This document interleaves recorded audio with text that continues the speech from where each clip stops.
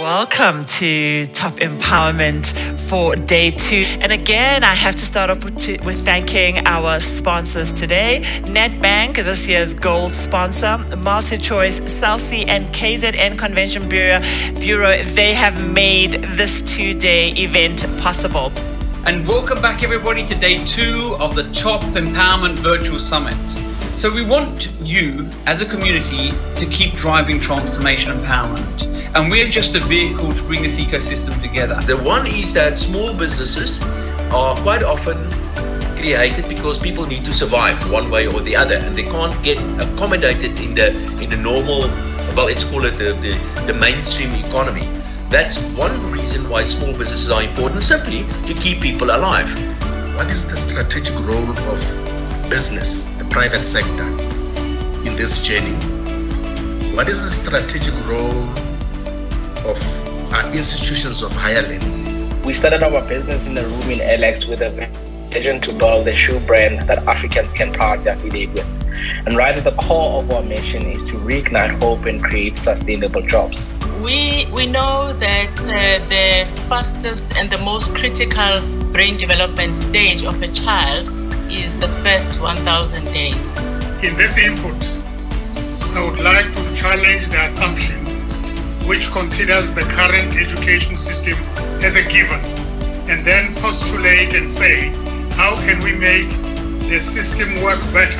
Government was very deliberate in ensuring that all the stumbling blocks that were stopping children from going to school were dealt with at policy level. At MultiChoice, we believe in empowerment that makes a real impact in the lives of South Africans.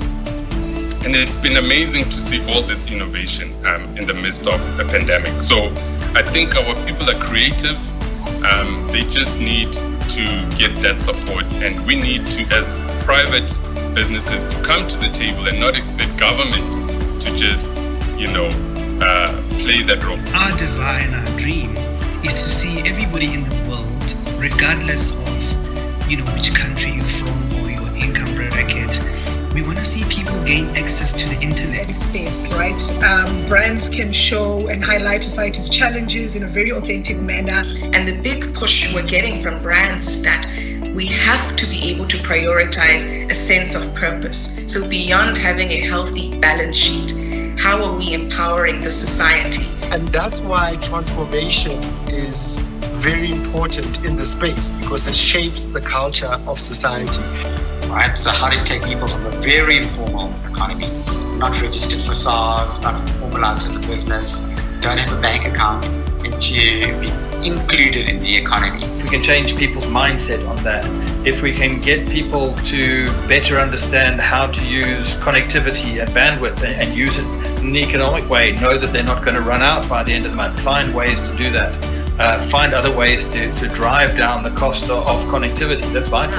I think the people who bring a fresh perspective, a fresh eye, who haven't been dipped in whatever juice that organization dips its people in, actually bring a perspective that ought to be heard. This is like a high schools related parenting teacher issue that we've got to get around. Why is it not okay to have a side hustle? Like, why can't we glorify hustles here? Why are you a pariah if you have something on the side?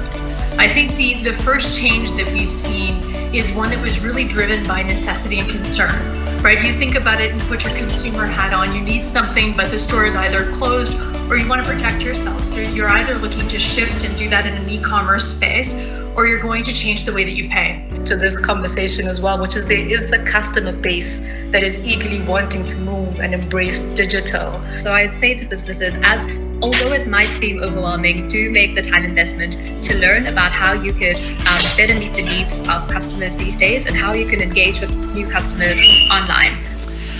Well, we've come to the end of our program, our 2-day intensive deep dive into transformation.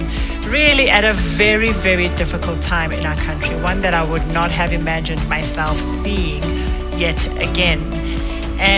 But we've held on strong, and we are hopeful, and we are here to put in the work that's required.